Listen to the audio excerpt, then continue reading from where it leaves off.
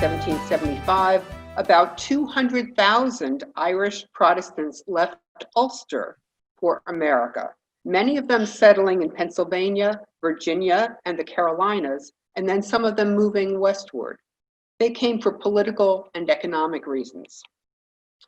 There were prominent Irish merchants in the colonies, such as Philadelphia business partners Thomas Fitzsimmons, an immigrant himself from Ireland, and George Meade, a son of Irish immigrant Robert Meade, and they became major suppliers to the Continental Army during the Revolutionary War. By the way, this George Meade that I just mentioned is the grandfather of a Major General George Gordon Meade, some of you may know as the Union general in the Civil War, known for decisively defeating Robert E. Lee at Gettysburg. So Irish immigrants and their families have been very important to the development of our country. Another Irish immigrant in the American colonies was Stephen Moylan, born in County Cork in Ireland. He helped to outfit the first ships of the Continental Navy.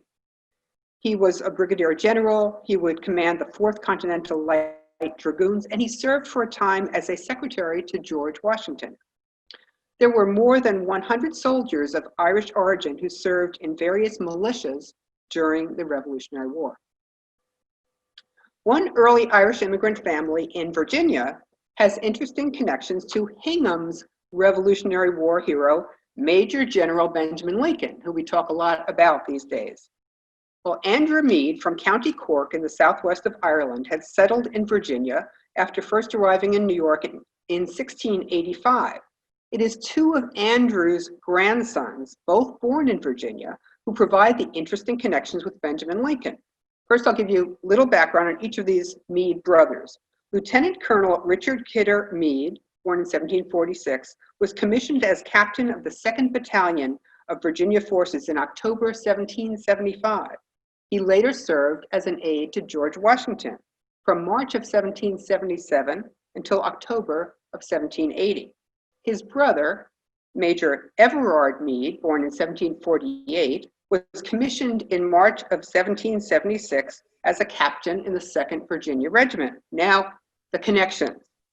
In May of 1780, Everard Meade was appointed aide with the rank of major to then General, later Major General, Benjamin Lincoln. Everard then served in this capacity for the rest of the war and reportedly was with Lincoln at Yorktown on October 19, 1781 for the surrender by Lord Cornwallis. Richard Kidder Meade, his brother, the aide to George Washington, would have known Benjamin Lincoln well from the war. And in the 1790s, after the war, Richard Kidder Meade sent one of his sons to Hingham for college preparatory education under the supervision of Benjamin Lincoln. As documented by Lincoln's biographer, David Mattern, Benjamin Lincoln oversaw such college preparation for the sons of multiple colleagues from the war, Richard Kidder Meade among them. And as you may know, Lincoln was a founding trustee of Derby Academy, founded in 1791, so that may be where this Meade son was educated. One more quick Hingham connection before we move on. The Irish immigrant Andrew Meade, so the grandfather of these 2 guys, Everard and Richard Kidder Meade, is also the 5th great-grandfather of a current Hingham resident, my husband, Roy Harris. So Irish immigration to colonial-era Boston began as early as 1654 and continued well into the 18th century. Most of these early arrivals, as I mentioned, were Presbyterian migrants from Ulster, and about 20,000 of these immigrants settled in Boston in the early to mid 18th century. On March 17, 1737, at the first Boston celebration of St. Patrick's Day, there were a group of more well-off immigrants from Ulster who founded the Charitable Irish Society, the oldest Irish organization in North America, to provide aid to those less fortunate, struggling Irish immigrants. And now we jump to the middle of the 19th century, within the heart of our waves of change period of time. That's when the Irish potato famine hit. The Irish potato famine was also known as the Great Hunger, and it began in 1845 when a fungus-like organism spread rapidly in the potato crop throughout Ireland. The infestation ruined up to 1/2 of the potato crop that year and about 3/4 of the crop over the next 7 years. The famine caused widespread disease and death.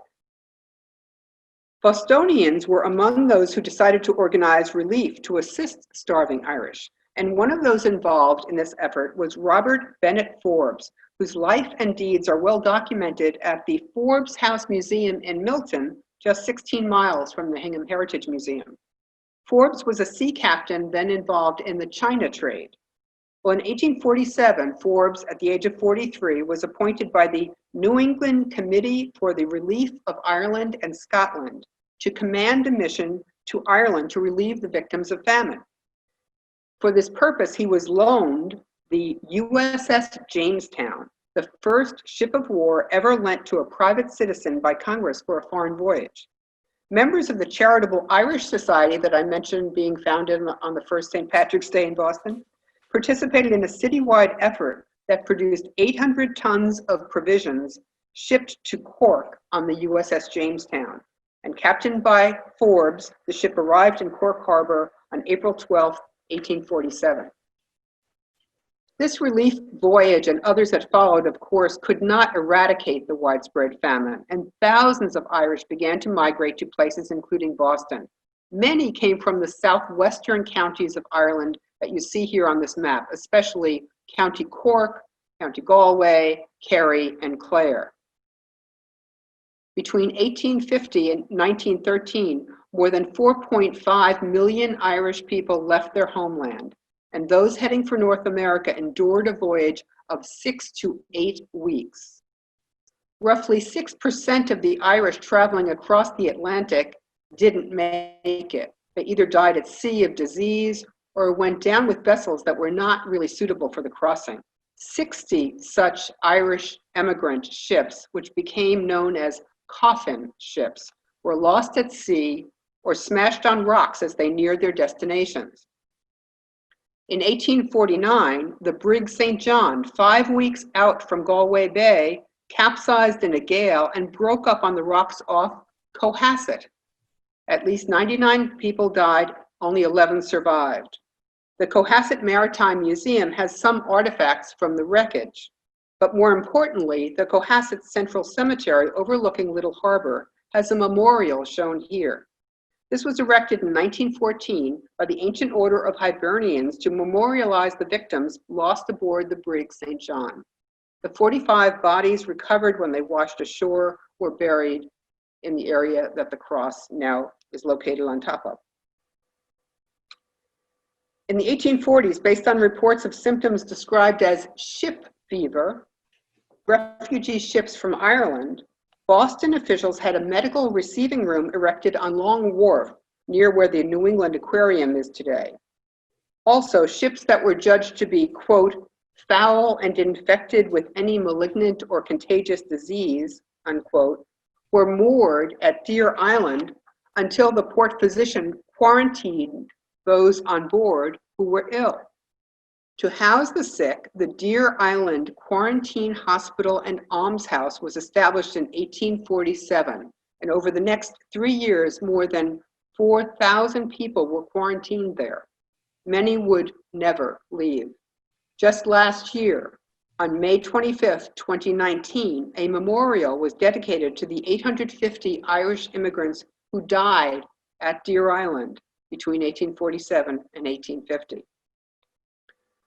Well, 19th century Irish immigrants to Boston settled first in tenement slums in the city's North End, many years before the Italians settled there, and in Fort Hill, which today is the financial district.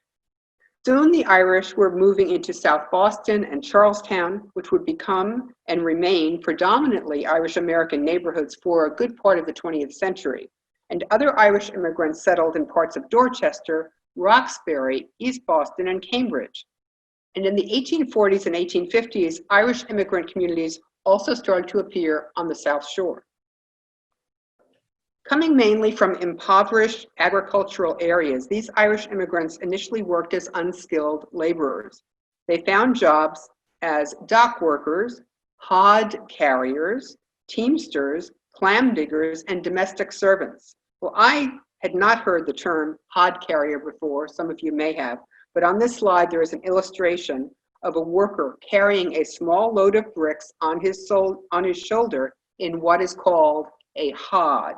So hod carriers were involved in construction work. The photo on this slide from the National Archives shows male and female Irish in 1882 working as clam diggers in Boston. As a percentage of the Boston population, the Irish-born portion was highest in the years immediately following the potato famine. You can see this high point in 1855, 10 years after the start of the famine. On a raw numbers basis, though, the Irish-born population in Boston kept growing through 1875 and then hovered at close to 70,000 for 40 years, with a high point of 72,000 reached in 1895. Unlike the 17th and 18th century Irish Protestant immigrants that we mentioned before, these arriving Irish were predominantly Catholic, and that produced a marked demographic shift in Boston, which had been a historically Protestant city. In the 19th century, an Irish woman could only marry if she had a dowry, and this was usually reserved only for the oldest daughter. Even religious orders required a dowry for a young woman who wanted to become a nun. So when families hit hard by the famine, younger female siblings had few options and many would emigrate. By 1900, the number of female Irish immigrants to the US exceeded male immigrants. Domestic service became the largest single category of Irish female employment in the US, about 70%. As late as 1895, Irish girls constituted the bulk of some 16,000 Boston women employed as maids, servants, cooks, and general housekeepers. It is estimated that a domestic servant in Boston at the turn of the 20th century worked an average of 85 hours a week, earned a salary of $4.15, excluding free room and board. The 1860 census for Hingham reveals that many single Irish women here were working as domestic servants, or what was sometimes in the census reported as washwomen. Often these women lived as boarders with families. There were so many Irish women then working as household help that housemaids here and elsewhere in the Northeast were simply called the Bridgets. The 1860 census shows other Irish immigrant women in Hingham worked at local hotels, and some worked at the Brown and Burr tassel factory as well. A few were identified as dressmakers. Well, Hingham hotels of the period that would have offered employment and sometimes servant housing to these Irish maids included the Old Colony House, built by the Boston and Hingham Steamship Company in 1832 and located on Summer Street near Martin's Lane, until it was destroyed by a fire in 1872. And you see a photograph of that hotel in the upper right. Another was the Union Hotel, which later became the Cushing House Hotel and Billiard Room, located where the post office is today, and that's shown in the lower right-hand corner. The Cushing Hotel lasted into the 20th century. Many Irish immigrant men in Hingham first worked as laborers, as they had in Boston. And as described in the book, Not All Is Changed, that I'm sure some of you are familiar with, a great Hingham history, quote, in the road mania of the 1870s, the town payroll for road work ranged between 200 and 300 persons per year. So the town employed a few hundred people just to make roads. And some Irish families at this time had multiple members of the family employed as part of this town roadwork labor force. Pay for the laborers was then $1.75 to $2 per day, and 9-hour days and 6-day work weeks were typical. Among the road projects during this period that they would have worked on was Otis Street, which was extended from Broad Cove to Ship Street in 1877, Central Street, which was built where earlier there'd only been a cart going to the cordage factory, and Lincoln Street, which around this time was extended to Weymouth as an alternative to what had become a very busy turnpike, the road that we know today as Beale Street. According to the 1860 census, while many of the Irish immigrant men were categorized simply as laborers, others living in Hingham found slightly more skilled work at shoe and boot factories, as blacksmiths, farm laborers and gardeners, stone layers. One was an ice dealer, a few were coopers, and others were busy at the Jacob's Hatchet Factory that we'll hear a little bit more about shortly. Well, let's meet a typical Irish immigrant family of the time living in Hingham, the Crow family.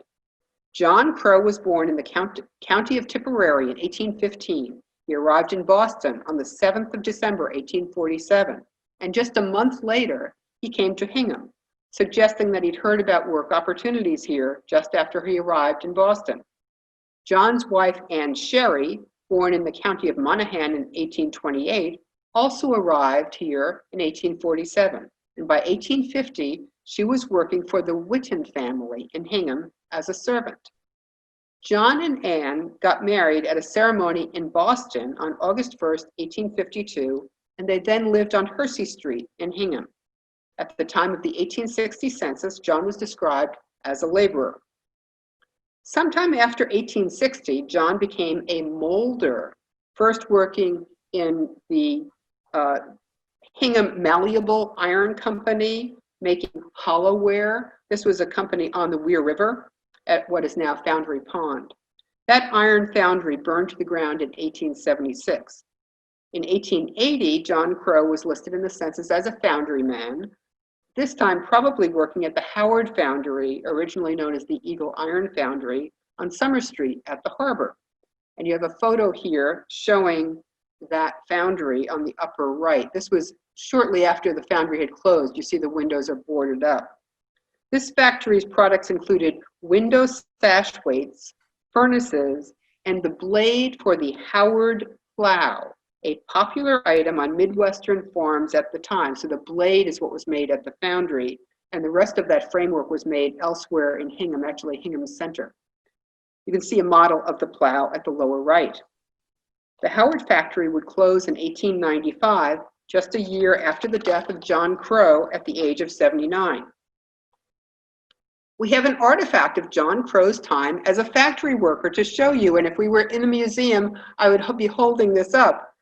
Thanks to Hingham Historical Society board member Bob Mosher, who loaned us this item that he owns. Here is the wooden pail, a photograph that I took, that John Crow would use to carry his lunch as he headed to work. The pail was made by cooper Daniel Bartlett of Hingham, so coopering was still going on to some extent at that time. Oh, just a beautiful artifact, and thank you, Bob, for loaning it. The Crow children were all born here in Hingham. The oldest son, Edmund, died at 28. The daughter, Marianne, became a teacher. Son John Jr. became a priest. And son William was first a teamster here in Hingham when horse and buggy was still the way to get around town. We heard a recent presentation about transportation. And he later worked as a janitor at his brother's church in Cambridge. By the 1910 census, Crow's Lane, the area just off Hersey Street where the Crow family had lived now for a couple of generations, was formally recognized as a street. The 1930 census shows that the now retired teacher Marianne Crow, age 72, was still living on Crow's Lane, along with a 57-year-old Irish cousin, Catherine Murphy. Marianne died in 1933. Well, Crow's Lane is really the heart of the most concentrated Irish immigrant area in Hingham, in West Hingham. So let's quickly meet some of the immigrants who in 1880 lived in the Crow family's neighborhood in West Hingham. Now, it's a busy slide, so let me explain how we're going to look at this. On this slide, you see names in green of the Irish living on Hersey Street who worked in a variety of manufacturing jobs in town. And while you might peruse these names in green for any family names that you may recognize, I'm going to talk about where they worked. So the woolen factory that appears here is most likely Weston's wool processing factory at Foundry Pond. That would also burn down in 1888. Another employer is the Burr Brown and Company Tassel Factory, which made tassels, drapery, shades, and curtains. This was founded in 1865 and operated at a newer location on Fearing Street from 1866 to 1935, the big employer of immigrants in town. The rope walk that you see some people worked at is most likely the Hingham Cordage Factory and Rope Walk. Begun simply as a rope walk by Hawks Fearing in 1754, the Cordage Factory was formally incorporated in 1853 by Fearing's sons with expanded capabilities. It operated until 1902 on the site of what is now our town hall and provided rope as well as serving as a distributor for other shipbuilding equipment, such as the cloth used in sailmaking. Jacob's Hatchet Factory is mentioned here. Well, in 1880, that had just moved to Wilder's Mill at Cushing Pond for expanded facilities and the power available there. And just 3 years later, in 1883, the Jacobs family sold the company, which made hammers, hatchets, and various edge tools, basically any tool with a sharp cutting edge, to the Underhill Edge Tool Company of New Hampshire. We see here that there was a teenage son of an Irish immigrant laborer on Hersey Street who worked at the waterworks. Well, at this time, there was considerable digging and pipe laying going on for the water company that had just begun operations in 1880. With all of this heavy industrial work in which the Irish immigrants are involved, it is really charming to note that some Irish craftsmen in this neighborhood made a living from their craft as well. You see a wood carver and a wood turner. Well, nearby, also in West Hingham, we see some Irish immigrants who are living on Thaxter Street who had many of the same employers. But there are two exceptions here. There's a shoe factory worker and a mariner. Well, having heard now about the Crows and their neighbors in West Hingham, you have a good picture of the type of place that Hingham was at this time, full of hardworking immigrants. Hingham would soon be home, as the 20th century began, not only to large numbers of Irish, but Italian immigrants as well, about whom we heard quite a bit in our October program.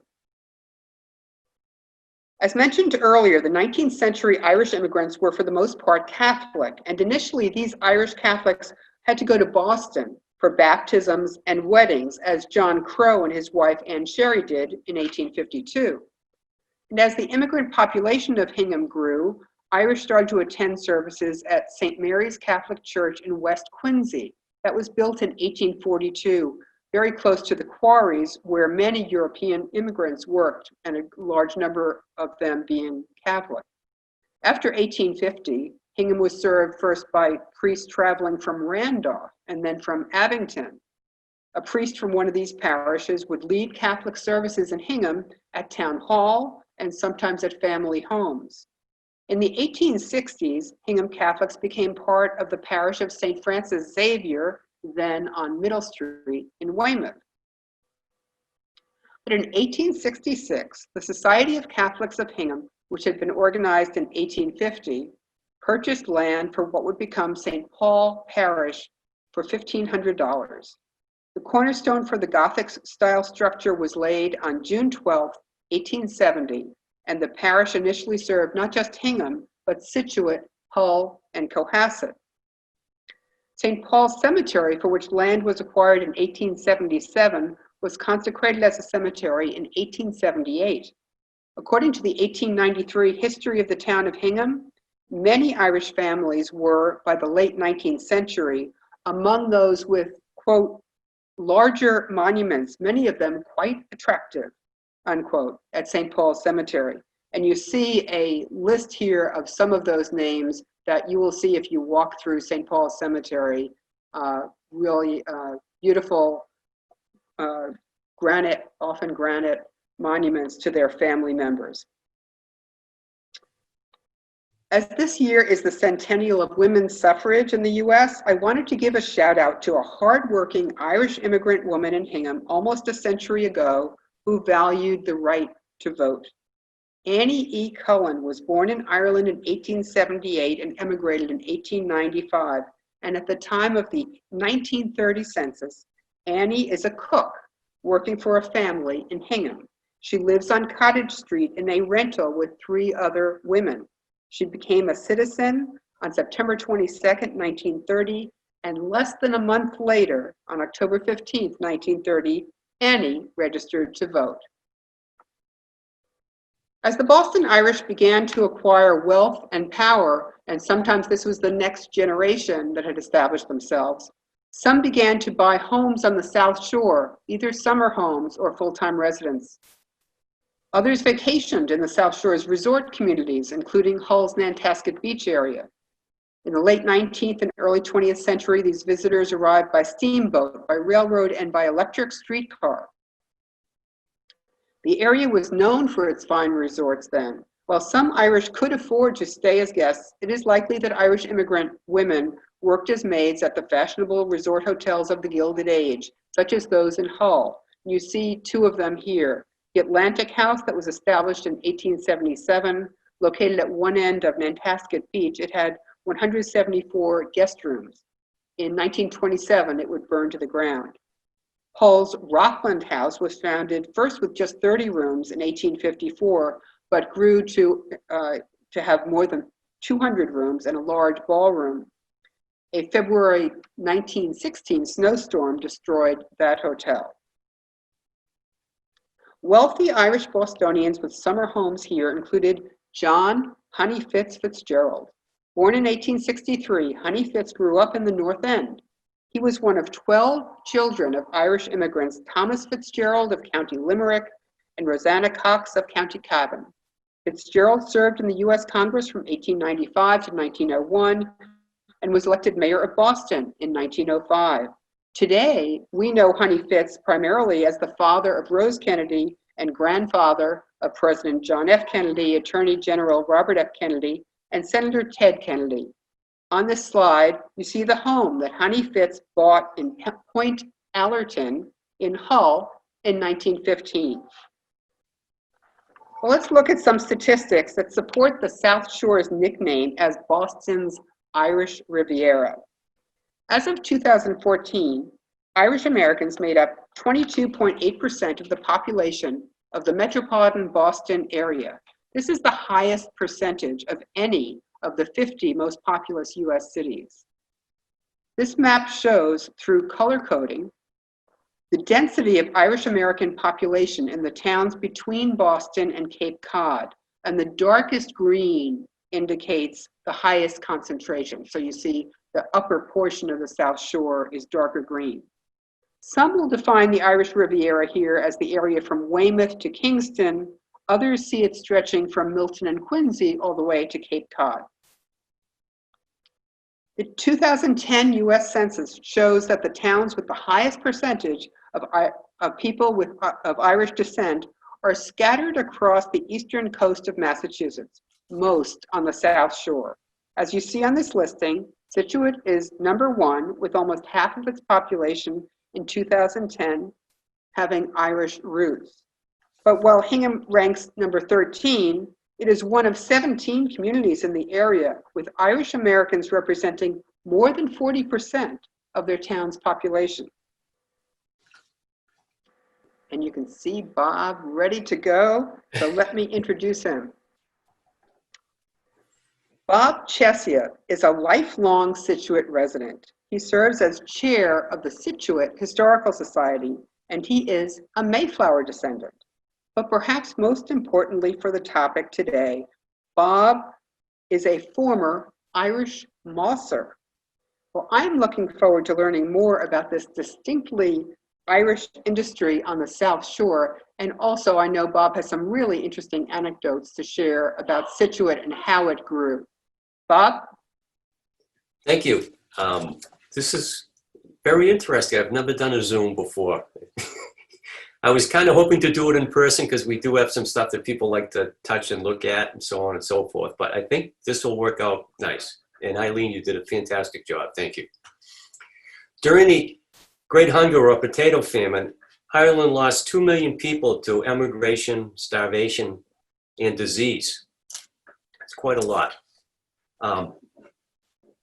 I may live in Scituate, be from Scituate, but I do have ancestors that were from Hingham. They were residents. My great-great-grandparents are buried in the cemetery behind the Historical Society. Orrin Brewster Sears and Ella Case Sears. sure you're familiar with this sign.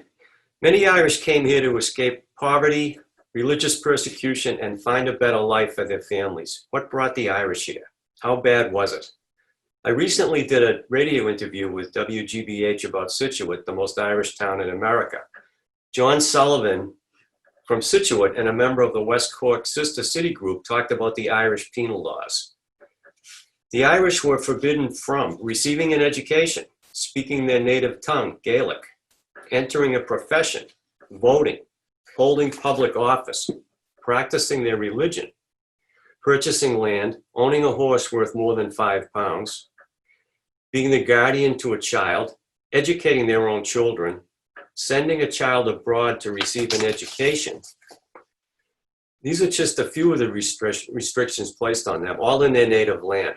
On top of this, they also suffered under the Enclosure Acts. The Enclosure Acts removed previously existing right of local people to carry out activities in areas such as cultivating, cutting hay, grazing animals, or resources such as small timber, fish, and turf. In essence, the British wanted the Irish out so they could take over their property. There we go. As a matter of fact, when Benjamin Franklin visited Ireland prior to the Revolutionary War, he saw the plight of the Irish, and he wanted to make sure it didn't happen in the colonies. The treatment of the Irish goes way, way back. Many left Ireland for other places, namely the colonies or even England. When the Irish came to the United States, they were not welcomed by many, especially the Know Nothing Party, also known as the Native American Party. This is from a newspaper in the 1850s. Many Irish immigrants joined the Union Army and fought in the Civil War. Brings us to Scituate. The Irish in Scituate can basically be tied, this is the Irish Catholics, to one man, Daniel Ward. When he came over, he did day labor like most of the Irish. Later, he worked on a fishing schooner. He probably pulled into the harbor at Scituate and saw a seaweed found in Ireland growing on the rocks along the Scituate coast. He realized that there was a market for Irish moss or carrageen. Daniel and his business partner, Miles O'Brien, moved their families to Scituate in 1847, renting this home from Ephraim Young, who was actually one of my ancestors. They later built this double home on Third Cliff. His partner died not long after the move to Scituate, and Daniel was left to manage the mossing industry. More Irish came to moss, and by 1870, 100 families were listed as Irish mossers. Daniel Ward was able to make enough money to build a house on First Cliff. The first Catholic Mass was held in this house. First Cliff at this time was not a great place to live. It was only accessible from Third Cliff, across Peggotty Beach, over Second Cliff, and across the beach at Doherty's Cove. Now with the building of the causeway, it has some of the highest priced homes in town. You may wonder why he was able to move to Scituate and establish a successful business without the resentment of the Irish were subjected to in other parts of Massachusetts. Well, Scituate had long been a more tolerant place as compared to Plymouth and the Separatists to the south, and Boston and the Puritans to the north. Plus, mossing was something that wasn't done anywhere before Daniel arrived. The Irish were very hardworking, and instead of taking jobs from the local people, they actually created jobs.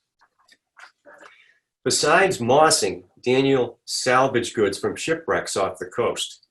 On February 28, 1853, the Forest Queen ran aground at Third Cliff, right in front of Daniel Ward's house. He salvaged a lot of its valuable cargo: Chinese silk and porcelain, liquor, indigo, cochineal beetles, which were used to make red dye, skins, and the ingots on the screen. Originally, they were thought to be silver, but turned out to be tin with a silver plating. The ship was involved in the opium trade, and perhaps the drug dealers were unscrupulous, as they are now, and pulled a fast one over on the captain. To Irish moss, you basically need 4 things: a dory, a rake, a beach to dry it on, and then a place to store it. A typical dory is easy to row until it's full. Then you have to sit on the moss. The first rakes were iron, made by local blacksmiths. This is Tommy Stearns, who also worked on the Grasshopper at Faneuil Hall. The first rakes were made out of iron, and you had to pull the moss off the rake. When I mossed, they were bronze, and you could basically shake the moss off, which saved a little bit of time. You could collect more moss. When the dories returned, hopefully loaded with moss, they would be loaded into creels and brought up onto the beaches to be washed and spread out to be dried. The moss could not be exposed to rain or it would turn to mush and be ruined. Mosses always had to keep an eye out on the weather. The moss was washed in tubs and spread on the beach. I wonder if any of the tubs or buckets that we used were actually made in Hingham. The smart mosses would dig holes in the sand closer to the tubs. At high tide, the holes would fill up and make their work a little easier. A typical mossing shed, as you can see, a large investment wasn't needed.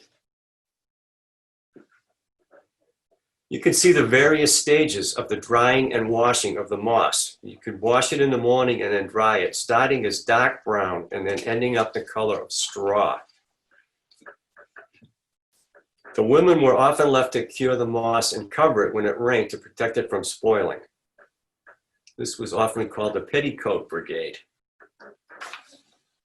The final curing on tops, ready to be put into barrels and shipped to Boston.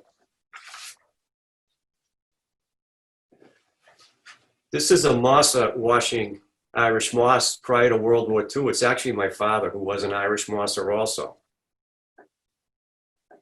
And here is the weighing of the moss, and that is actually my father on the right again. Women also mossed. This is Moss Queen Mim Flynn. After World War II, veterans wanted lawns, bigger houses, a better school system, and access to a mortgage that was harder in the city. That brought them to Scituate. When I mossed, Lucien Rousseau was the purchaser. He was obviously not Irish, but what he did do was industrialize the processing of moss. He had concrete beds with sprinklers to spray salt water on the moss. He could dry and bleach the moss and ship it out to his buyers. When you went out to collect moss, some of the spots you would go to, this is First Cliff, which is actually closest to the harbor and the easiest row. Second cliff a little longer, and then third cliff, which was the farthest away, but this is usually where you get the biggest haul of moss. If you were lucky, you could chip in for gas and get a tow. At times, the line could be 12 dories long or longer. You basically shut down the channel in the harbor. Would probably not be very popular these times. Dories ready to be unloaded. You can see how much moss was in them. And luckily, if you were towed, you wouldn't have to sit on it and row. We didn't unload it into creels. We mossed into a net. The net was picked up and it was weighed. And at the bottom was a slip knot. You tug the knot and it would actually empty into Lucien's truck. If you were the first mosser and Lucien could hear the rocks hit the truck, he would subtract weight. Here you can see that he took off 5 pounds for rocks. During the off season, the mossers fished, farmed, and collected pod rock or weed for fertilizer, or were involved in the U.S. Life-Saving Service. This is a house on the way to the lighthouse. Weather did play an important role in mossing. If it was windy, you couldn't go out. If you were lazy and you would rather stay in bed, you would put a jug in your chimney and it whistled when the wind blew from the northeast.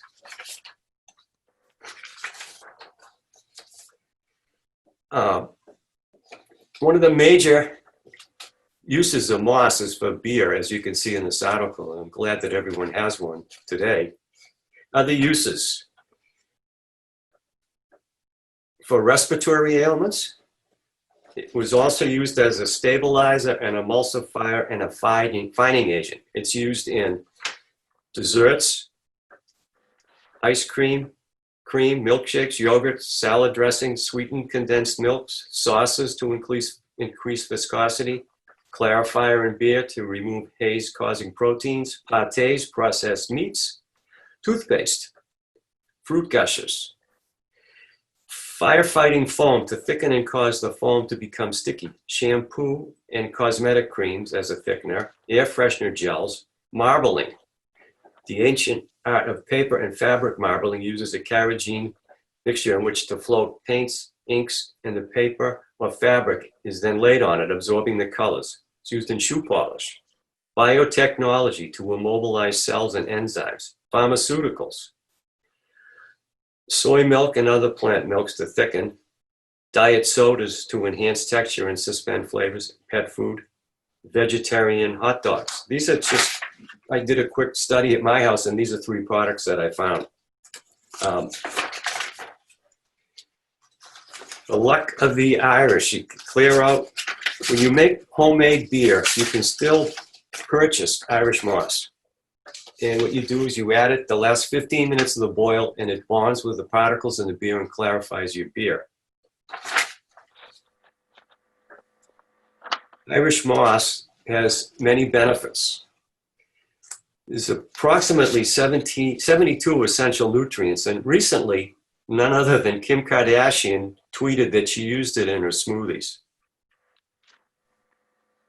And of course, it's available on Amazon. In 1901, Thomas Lawson built a farm in Scituate, employing 1,000 men and 200 teams of horses.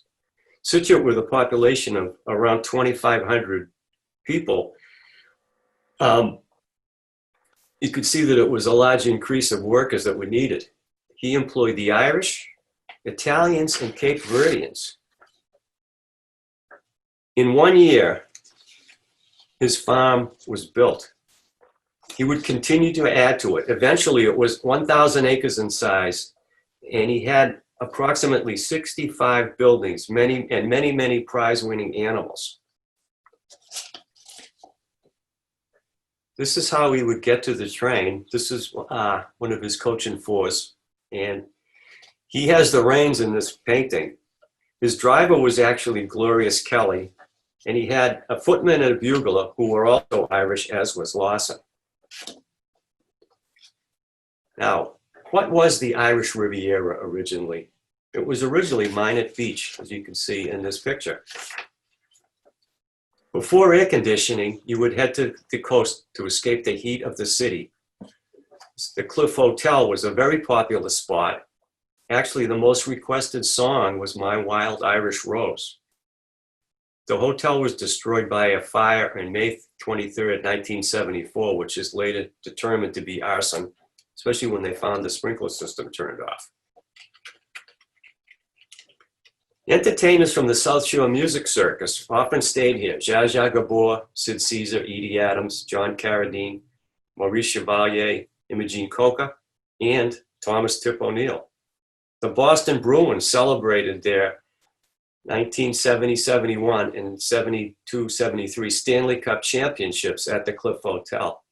Aaron Brazilian Jr., who ran the hotel, claims to have a picture of Bobby Orr in a tub of champagne. Obviously, the Irish Riviera was the place to be in the summer. The Irish from Boston came to Scituate to summer and mine at the Tobins, James Michael Curley, to name a few. They would frequent the Cliff Hotel, as we had talked about, Scituate Cabins, the casino, the Minot Light Inn, the yacht club, and the golf course, to name a few spots. Minot became known as the Irish Riviera, and it was exclusively Minot at the time. James Michael Curley, known as the Mayor of the Poor, had a song written about him called The Rascal King. His home on Gannett Road proudly displayed shamrocks on his shutters. He was known to spend a lot of time playing golf at Hatherley Country Club.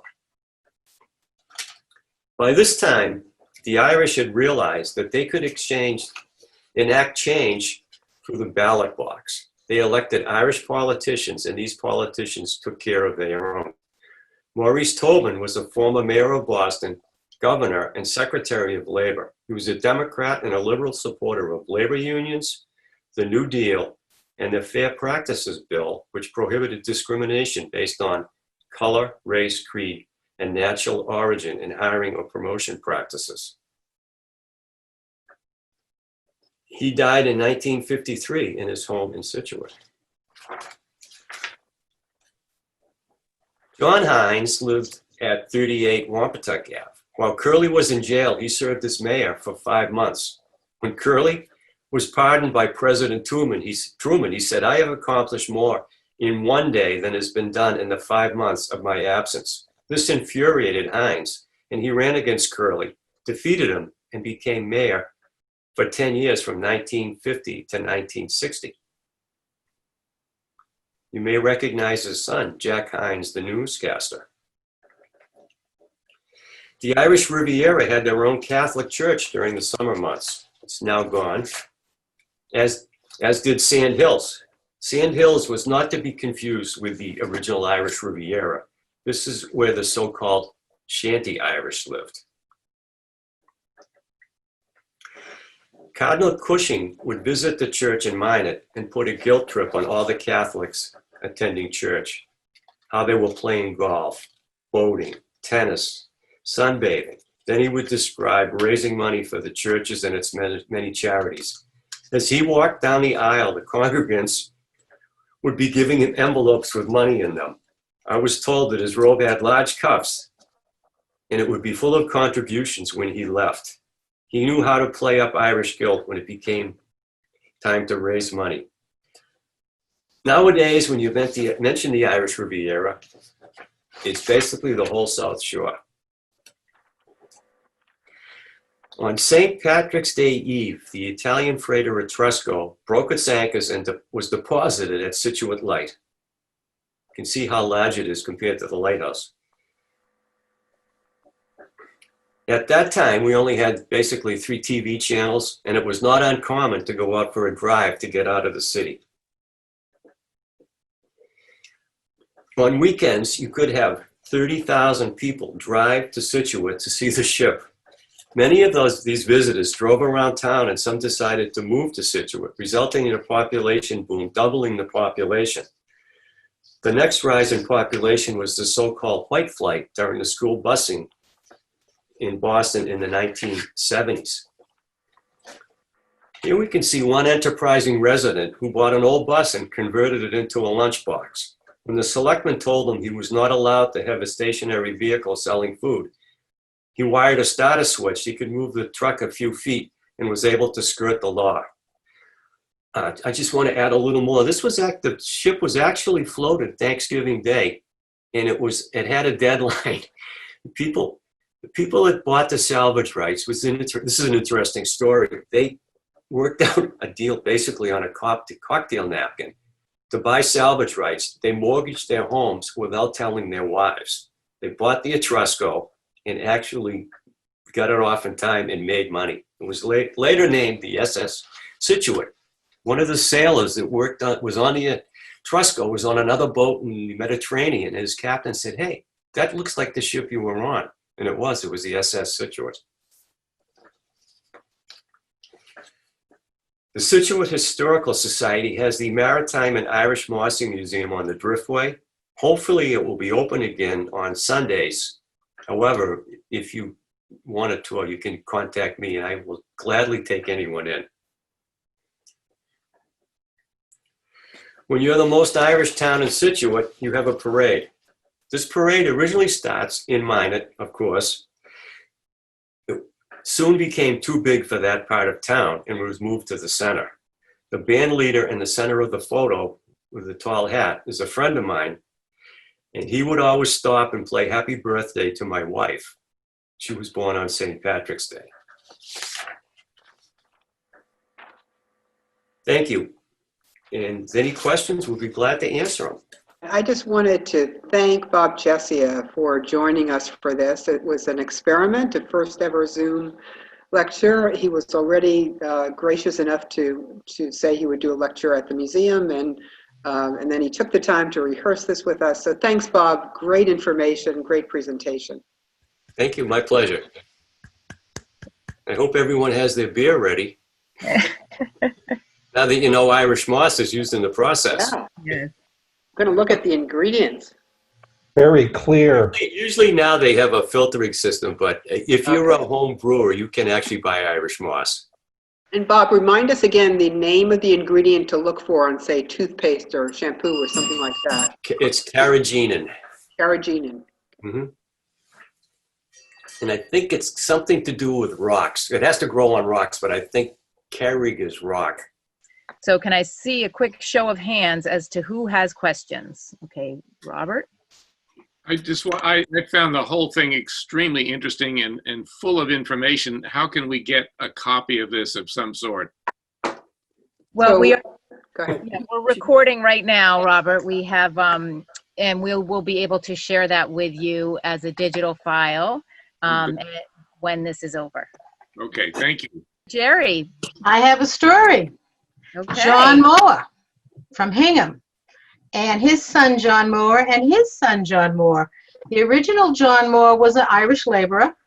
His son, who worked for him and worked at the water company, eventually ran his own construction company and built the bulk of the waterworks in Hingham. At one time, he owned all the houses on Maple Street in Hingham and rented them to his workers and his family members. They were all Irish. Thank you, Jerry. That was John Moore, who was on one of our original lists. Excellent. Hi, Jerry. Nice to see you. Good to see you. Been missing our meetings. I'm taking care of a 2-year-old. Daycare is closed. And they taught me how to use Zoom. We do daycare Zoom. There you go. Any other questions for Bob and Eileen? You mentioned Mayor Hines and all. I grew up in Mattapan, Dorchester, and Mayor Hines is on my paper route. But also I had a cousin who was in North Scituate during the summer. I used to get invited down for a couple of days, and I knew the Hines boys there. I actually went to BC High with some of the boys, so it's a nice connection to see you again. Yeah. It's fun. Well, Honey Fitz, who we talked about, was actually Thomas Lawson's paper boy. Honey Fitz was, wow. Yeah. believe Roy it or not. Harris has a question. Yes, well, I just, first of all, wanted to thank Eileen because of that connection with my relatives, the Meads. I knew I had Mead relatives, but it was Eileen doing an ancestry search on me to find these relatives and who they were that helped us really kind of people this whole Mead connection. And if anybody's interested in doing ancestry searches, this is the kind of thing that'll crop up. It's truly amazing. From iPad Sean Platt, I see you. Who's that? Hi, I'm curious, when the speaker says that he actually was a Mosser, how recently was that? And did he learn that from his dad, or? Well, my father did teach me how to do it a little bit, but I did it in high school. So I graduated in 1968, so I did it, I think, 66, 67, around that time. Out of So Scituate. when did it just become not a thing then? Well, what happened was a company in Marshfield, Lucian Russo passed away, and that was the end of his business. Someone in Marshfield decided they could dry it with industrial dryers, like a big dryer for your washing, and it just didn't work. So it's out the window now. However, it's done overseas, and what they do is they'll make big pads, and it's almost like mowing the lawn. And they just take it off, and it grows back, and take it off. You can probably get 3 crops a year, and it's theoretically, from what everyone says, it's not as good as the Irish moss from the South Shore, but it is a substitute. Oh, it's very, very interesting. Excellent talk. Thank you. Sarah, did you have a question? Well, when he mentioned the ship down at the lighthouse in Scituate, my great uncle was the lighthouse keeper there, Jamie Turner. Right, yeah. And we would go down and visit. He and his wife, actually his wife Jessie was my great aunt. And we would go down and visit him, and, you know, he'd take me up to the top of the lighthouse and go see the ship. Jamie Turner saw that the lighthouse was for sale, and he got money from the town, and they purchased it. It was going to be sold. And his wife took the money in to Boston, I guess. Boston, correct, yeah. They were a nice couple. When the Etrusco washed up, it was during a storm, obviously, and my aunt went down St. Patrick's Day the next day, and she walked down to the lighthouse and she said, I don't see anything. So she looked up and there was this huge boat. Yeah. And basically what happened, it was impaled, so they could sort of spin it, but Alan Wheeler went down and he said, is that boat a double hull? And when they said yes, they went in and looked and they could see the rock, so they blasted the rock out. I think he welded rebar and poured concrete, and they basically floated it a little by little, and when the tide was very full, they pulled it off. Yeah, it was quite a thing. And I think some of the men ended up marrying local girls too, is what I had heard. Could be. Well, the woman that lived in the house closest to the lighthouse in the Etrusco was from Italy, and she grew up in the town next to the captain. He grew up in the town next to her, so she could speak Italian. Oh, So great. they all went to her house. I guess her house was a mess because it was cut. The floors were covered with oil and everything Oh. else. But Yeah. they were taken very well care of. And we had a person that went down with a radio, civil defense. A radio at the Coast Guard station because of the storm went out. So he was communicating, and they had this big shot from the Coast Guard come down and start yelling at him because he was out of uniform. Oh, gee. I'm not even in the Coast Guard. He was a civil servant. And actually, Jerry Duff, her husband collects radios, and he donated a very similar radio to our societies at the museum. Thanks, Jerry. Any other questions for our speakers this afternoon? Loved it. And I will give a shout out when we get to go, when the museum's open again. It's really worth, guided or unguided. It's great. You can spend a nice afternoon there. Loved it. It's a cool museum. It really is. Yep. Okay. Thank you. It was most interesting. Okay, thank you. It was a wonderful hour. Thank you all for being such an attentive audience and great questions. Yeah, you're all a bunch of history makers. I took a photograph, and this will go into the archives of the Hingham Historical Society as our very first virtual lecture. So thank you for being part of that. Thank you all so much for supporting us as we transition in this brave new world. And we hope you all continue to stay well. It's so wonderful to see so many familiar faces on these screens. And we look forward to gathering in person again. And until then, in this fun and funky format.